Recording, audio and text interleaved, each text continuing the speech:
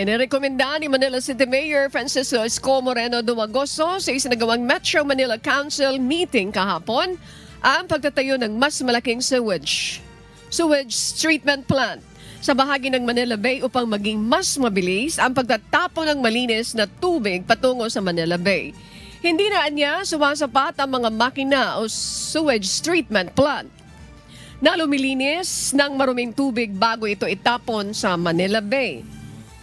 Dahil anya sa kakulangan ng pasilidad, matagal humupa ang tubig baha sa Taft Avenue. Ayon naman kay Metropolitan Manila Development Authority Chairman Attorney Romando Artes, noong una ay nagmungkay sila na itayo ang underground sewage treatment plant sa Raha Sulaiman at Remedios Circle.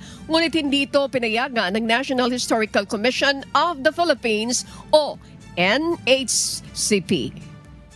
Sabi ko sa DP, tulungan nyo na yung DNR na kung po pwede, pipe lang naman yun. I-redirect na doon sa may open space sa CCP. I think DPWH knows this very well.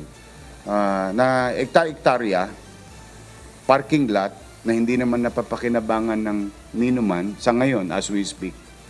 Baka doon na lang kayo magtayo ng bagong STP na mas malaki pa at kung maibalik namin yung ginhawa ng aming binebentang Manila Sunset. Noong pong ginawa yung STP na yan, ang proposal po namin underground.